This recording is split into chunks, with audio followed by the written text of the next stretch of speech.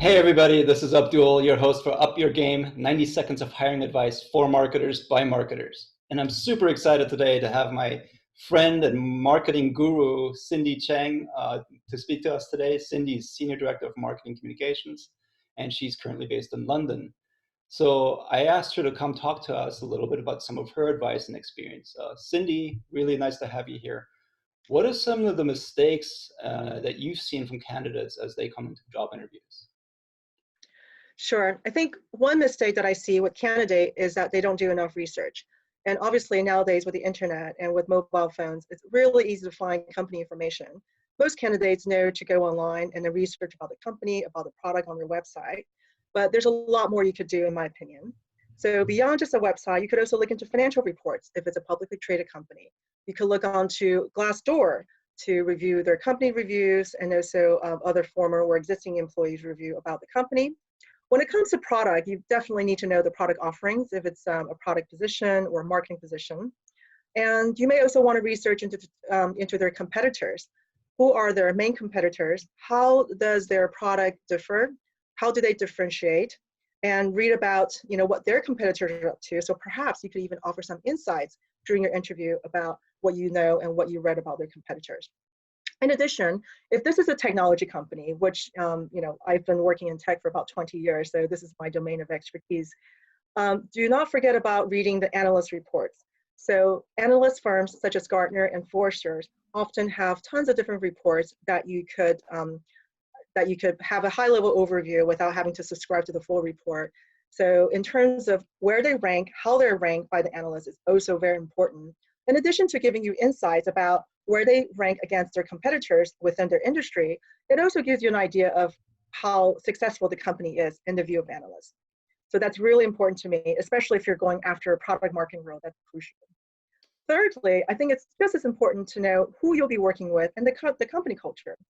So a lot of times the interviewers don't really go to the next level to research about their founders, their chief executives, or other marketing executives, the CMO or the VPs.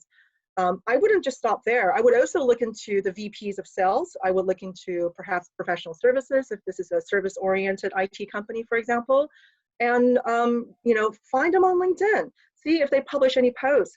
See if they have any blogs on leadership ideas, on marketing ideas.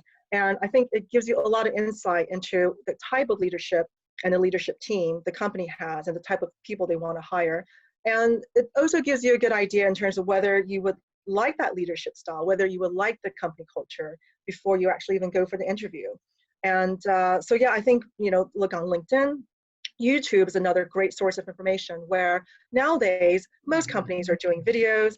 So you can learn a lot about their customers, you can learn about their products, the different industries they operate in.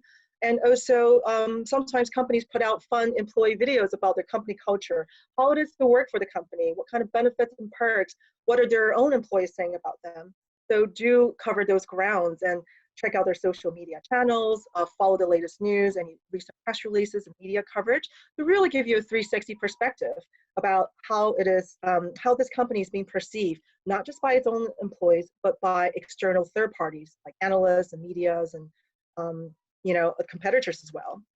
And I think the second mistake, speaking of people and culture, is that some of the candidates I've met with, especially if it's over the phone and if it's not through a video chat, and it's increasingly important nowadays with the lockdown that if you're given a phone interview opportunity and you don't give yourself the option of doing a video, you're really selling yourself short. So I always prefer to do a video interview over a phone interview if given the option. And of course, in person is the best if you're given the opportunity. But yeah, like if, make sure that if you're given a phone interview opportunity, just let them know, hey, I'm also comfortable with the video interview. If you're okay with that, I'm happy to participate, to give them that option and let them know that you're open to that. And have fun, be yourself. I think there are a lot of great marketers out there. It's very competitive. I'm constantly impressed with how well-rounded and multi-talented the modern marketers are. You have to know SEO, you have to know content, you have to know funnel marketing and customer journey, and you have to be technical, and yet you have to be a good writer, and you have to get at data analytics. It just, we wear so many multiple hats. And it's really impressive that the type of talents that's out there, truly.